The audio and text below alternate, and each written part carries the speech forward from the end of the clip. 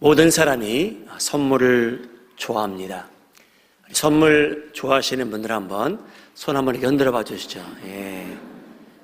선물은 다 우리 좋아합니다. 제가 장례식이 있어서 약 2주 전에 하와이를 방문하게 됐는데, 장례식을 다 마친 후에 비행기를 탑승하려고 기다리고 있는데 아나운스먼트가 들렸습니다. 그 아나운스먼트의 내용은 1등석을 타신 분들을 대상으로 들려온 아나운스먼트입니다. 그 내용은 여러분, 1등석에 있는 의자가 하나 고장나서 혹시 일반석으로 가서 자원해서 타실 분이 계시면 우리 항공사에서 1,000불을 보상해 드리겠습니다. 그 아나운스먼트가 나오자 사람들이 그랬습니다. 속으로 저도 생각해 봤습니다. 야, 좋겠다. 조금 불편하지만 어떤 사람이 1,000불이란 선물을 오늘 받게 되네. 몇 분이 지난 후에 또 광고 소리가 들립니다. 1등석 여러분, 1,000불이 아니고 2,000불을 드리겠으니 우리 발란티어를 찾는데 발란티어는 꼭 카운터로 와 주시기 바랍니다. 그 아나운스먼트가 나오자 사람들은 더 크게 한 5초도 지나가기 전에 마지막 광고가 나왔습니다. 이제 발란티어가 나와서 더 이상 발란티어 안 하셔도 됩니다. 라는 광고였습니다. 그날 어떤 사람이 2,000불이란 보상을 받고 저희와 같이 이코노미 클래스를 타고 왔습니다. 와, 2,000불이면 적어도 하와이는 2번 왕복할 수 있는 그러한 양인데, 그 사람에겐 그날 선물이 된 것 같습니다. 사랑하는 여러분, 하나님께서 저희에게 2,000불보다 훨씬 더 값진 소중한 선물을 주셨다고 성경은 저희에게 오랫동안 외치고 있습니다. 여러분, 바로 그 선물이 예수님입니다. 저희를 너무 사랑하셔서 죽어가는 저희들에게 영생이라는 선물을 주시는데, 여러분, 그 선물이 바로 예수님이요, 그를 통해서 저희에게 영생이 주어진다고 성경이 말합니다. 그 선물에 대해서 에베소서 2장이 이렇게 기록됩니다. 허물로 죽은 우리를 그리스도와 함께 살리셨고 너희는 은혜로 구원을 받은 것이라. 너희는 그 은혜에 의하여 믿음으로 말미암아 구원을 받았으니 이것은 너에게 난 것이 아니요 하나님의 선물이라. 사랑하는 여러분, 하나님께서 저희를 사랑하셔서 선물을 주셨답니다. 동방에서 멀리 온 박사들이 그 선물에 대한 소식을 듣고 예루살렘을 향해 달려온 이야기가 오늘 본문 말씀 내용입니다. 오늘 본문 말씀 내용을 보게 되면 하나님께서 주시는 선물이 있는데, 아기 예수가 이 세상에 태어나는데, 인류를 구원하실 구원자가 태어나는데 사람들은 다양한 반응을 보여줍니다. 하나님으로부터 주어지는 선물이 있다는 소식을 듣고 사람들이 이제 반응을 보이기 시작하는데, 여러분, 첫째 어떤 반응이 있었냐면 아무 액션을 취하지 않은 반응입니다. 그때나 지금이나 하나님께서 인류를 위해서 선물을 주셨다고 하는데, 이 세상에 너무나 많은 사람들은 아무 반응을 보이지 않습니다. 그때나 지금이나 똑같습니다. 동방에서 온 박사들은 유대인들이 아닙니다. 그들은 유대인에 대한 풍습을 모르는 사람들이요, 예언을 모르는 사람들이기에 그 멀리서 온 박사들은 왕을 찾아 질문합니다. 헤롯 왕이라는 사람인데, 헤롯 왕이요, 유대인의 왕으로 나신 분이 어디 계십니까? 몰라서 질문합니다. 헤롯 왕도 유대인이 아닙니다. 헤롯 왕도 그 답을 모릅니다. 그래서 그 답을 알 만한 사람들을 모읍니다. 그리고 그들을 의지합니다. 마태복음 2장 4절에 나옵니다. 왕이 모든 대제사장과 백성의 서기관들을 모아 그리스도가 어디서 나겠느냐 물으니, 잘했습니다. 자기가 그 답을 모르기에 그 답을 알 만한 사람들을 다 모읍니다. 날마다 제사를 드리는 대제사장들과 날마다 하나님의 글을 기록하는 서기관들에게 물어봅니다. 그리스도가 기름 부은 자가 어디서 날 것이냐? 당신의 유대인들을 구할 백성, 유대인 백성을 구원할 자가 어디서 나겠느냐? 대제사장들과 서기관들은 헤롯 왕에게 여러분 정답을 줍니다. 정답입니다. 오늘날 누가 와서 동방에서 온 박사들이 하는 질문을 해도 다른 답이 없습니다. 유대인의 왕으로 나신 분이 어디 계십니까? 여러분 정답을 저희가 함께 읽겠습니다. 마태복음 2장 5절 6절 말씀 시작. 이르되 유대 베들레헴이 오니 이는 선지자로 이렇게 기록된 바, 또 유대 땅 베들레헴아 너는 유대 고을 중에서 가장 작지 아니하도다. 내게서 한 다스리는 자가 나와서 내 백성 이스라엘의 목자가 되리라 하였음이니이다. 사랑하는 여러분, 정답입니다. 다른 답이 없습니다. 대제사장들과 서기관들은 정답을 알고 있습니다. 근데 여러분, 그들은 아무 액션을 취하지 않습니다. 당나귀를 불러서, 마차를 빌려서, 택시를 타고, 우버를 불러서, 리프트를 불러서 베들레헴을 향해 가지 않았습니다. 그들은 정보는 갖고 있습니다. 정답이란 지식은 소유한 사람들이지만 마음에 움직임과 감동은 전혀 없습니다. 여러분, 그때나 지금이나 이 세상에 많은 사람들이 있는데 한 종류의 사람들은 예수님에 대한 정보는 많이 들어왔습니다. 어떤 정보는 정답입니다. 바른 정보를 들어왔습니다. 예수라는 사람이 이 세상에 태어남으로 인해 인류를 구원하러 왔다. 바른 정보입니다. 바른 지식입니다. 그런데 그들로부터 반응은 없습니다. 사랑하는 여러분, 내가 좀 결정하기를 보류하자. 나는 예수님에 대한 어느 결정을 하고 싶지 않습니다. 사랑하는 여러분, 성경에서 말하는 복음은 정보 차원에서 끝나는 게 아니고 저희가 만나게 되는 예수님은 누구인가 하면요, 저희에게 결정을 요구하시는 분입니다. 좋은 소식이 지식으로만 남아있는 것이 아니고 저희로부터 결단을 요구합니다. 어떤 사람은 저는 지금 거기에 대한 결정하고 싶지 않습니다. 저는 나중에 시간과 기회가 되면 제가 그때 가서 하겠습니다. 사랑하는 여러분, 그것은 인간의 생각입니다.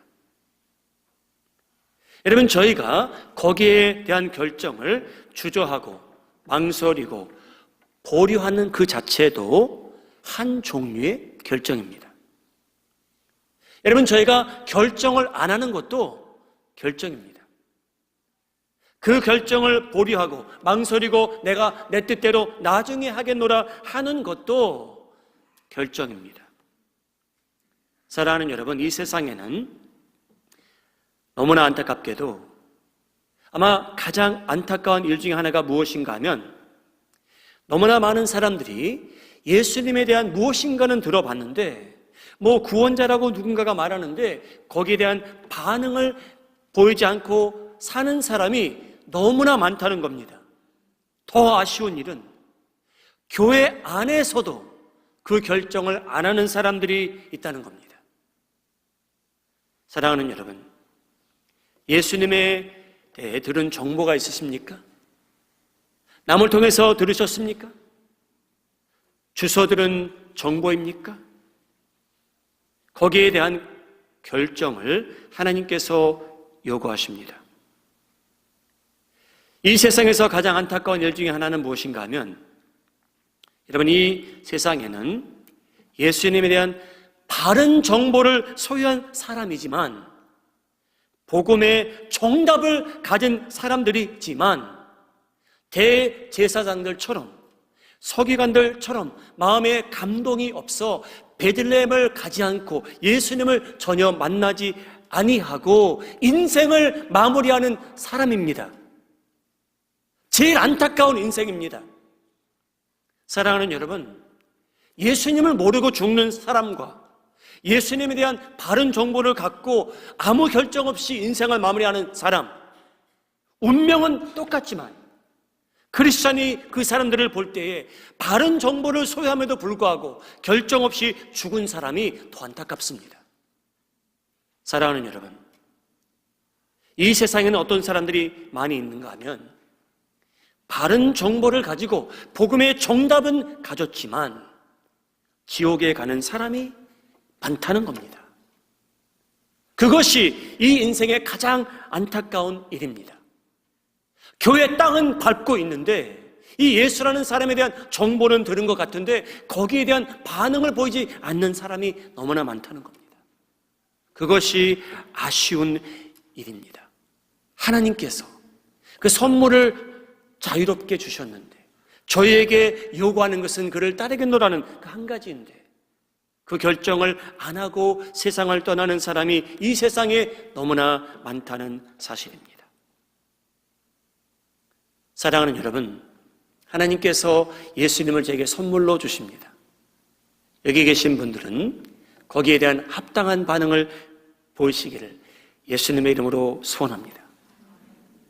하나님으로부터 주어지는 선물이 있다는 소식을 듣고 노골적으로 선물을 미워하는 사람도 거절한 사람도 이 세상에 있고 그때나 지금이나 비슷합니다.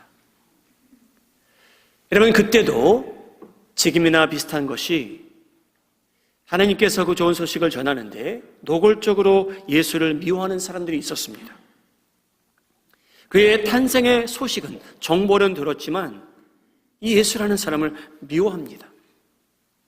대표적으로 헤롯 왕입니다.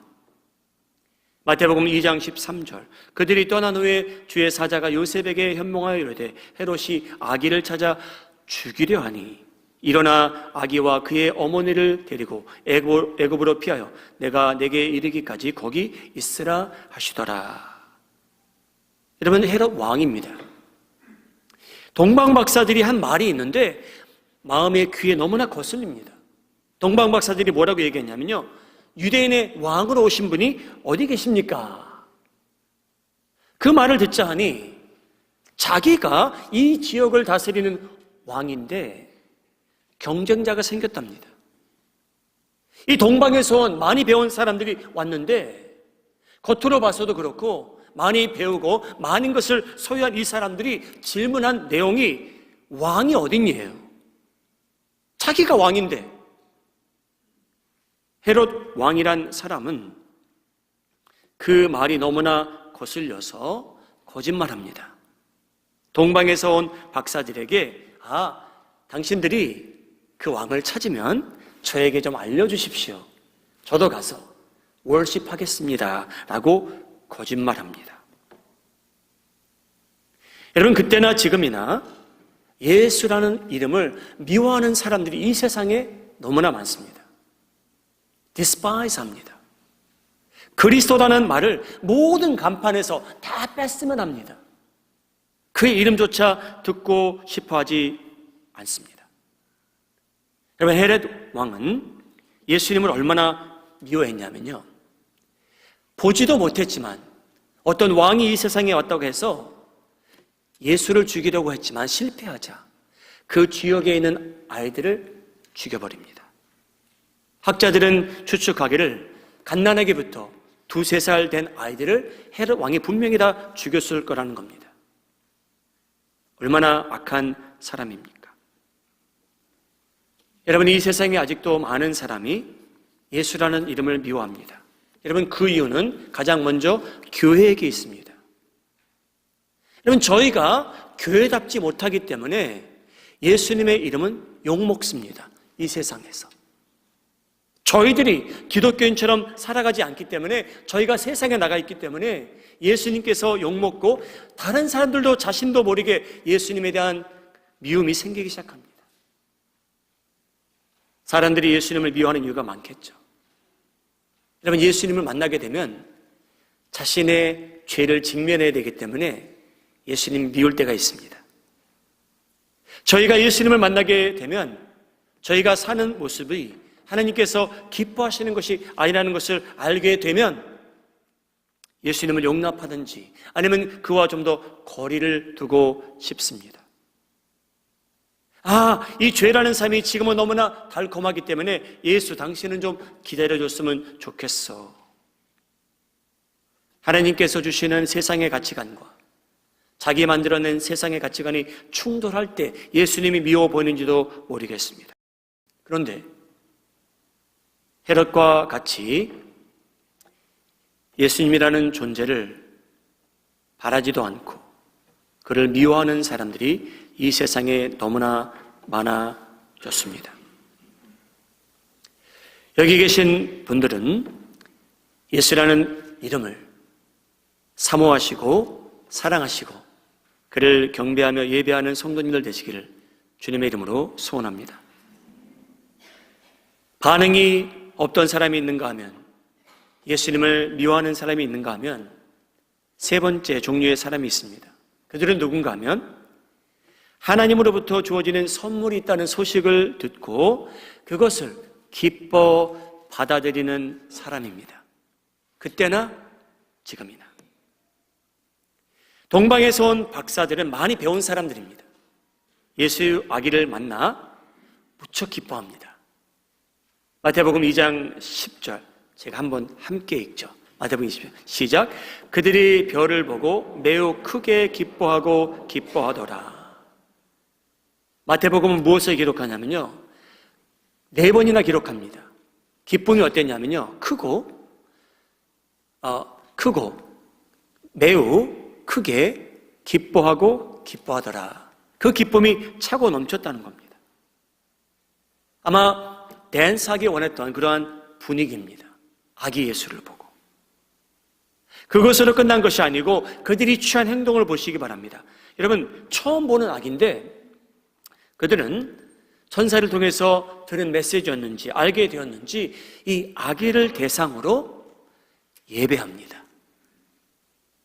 마태복음 2장 11절 집에 들어가 아기와 그의 어머니 마리아가 함께 있는 것을 보고 엎드려 아기께 월십하고 보배합을 열어 황금과 유향과 몰약을 예물로 드리니라. 아니, 이게 많이 배운 사람들이 왜 아기 앞에 엎드려 경배합니까? 사랑하는 여러분, 많이 배운 박사이건 아니면 배우지 못한 목자들이건 동방에서 온 이방인들이건 예루살렘에 사는 유대인들이건 베들레헴에 있는 사람들이건 여러분, 예수님의 정체를 바로 알고 예배드리는 자들이야말로 복된 사람들입니다. 사랑하는 여러분, 예수님의 정체를 알고도 예배드리고 싶은 마음이 없다면 There is something wrong. 저희가 예수님의 정체를 알고 그가 이 세상에 왜 오신 목적을 알게 된 후에도 저희에게 하나님을 예배하고 싶은 마음이 없다면 무엇인가? 여러분, 잘못된 겁니다. 그날 동방에서 온 이방인들은 아기 예수 앞에 엎드린 겁니다. 코가 땅에 닿다는 겁니다. 그런 의미이죠. 예수를 예배합니다. 그리고 아기 예수를 위해 여러분 예물을 드립니다. 아깝지가 않습니다. 그들은 기쁨이요 특권으로 여깁니다. 예수님을 기뻐하는 자들은 여러분 멀리서 와도 일찍 옵니다. 할렐루야. 그 자리가 힘들지 않고 아깝지 않습니다. 하나님의 앞에 엎드려 무릎 꿇는 것도 어색하지 않습니다. 예물을 바치는 것은 자기 사랑을 고백하는 시간입니다. 예배를 소중히 여기며 특권이라고 생각합니다. 사랑하는 여러분, 복음의 좋은 소식은, 그리스도에 대한 좋은 소식은, 그 내용과 지식은 이제 이 세상에 가득합니다. 버튼 하나만 누르면 다 들을 수 있습니다. 그럼에도 불구하고 세상에는 세 가지 종류의 사람이 있습니다. 한 가지 종류의 사람은 어떤 사람이냐면 예수님의 좋은 소식과 지식은 갖고 있는데 아무 액션이 없습니다. 어떤 사람들은 노골적으로 하나님의 선물이신 예수님을 거절하고 미워합니다. 하나님께서 그들에게 긍휼을 베풀기 바랍니다. 마지막으로 어떤 사람들이 있냐면 여러분 저 멀리서 지식은 없지만 천사가 보여준 무엇인가가 있어서 그 별을 따라온 사람들이 아기 예수의 탄생을 기뻐했다고 하는데 그런 종류의 사람들이 오늘도 있습니다. 여기 있는 모든 분들, 동방에서 온 박사들처럼 예수님의 탄생을 기뻐하고 예수님을 경배하고 그를 통해서 나에게 하나님께서 주신 선물을 소유하고 그를 기뻐하며 살아가시고 그를 세상에게 삶을 통하여 증거하며 살아가시는데 성공하시기를 예수님의 이름으로 축복합니다.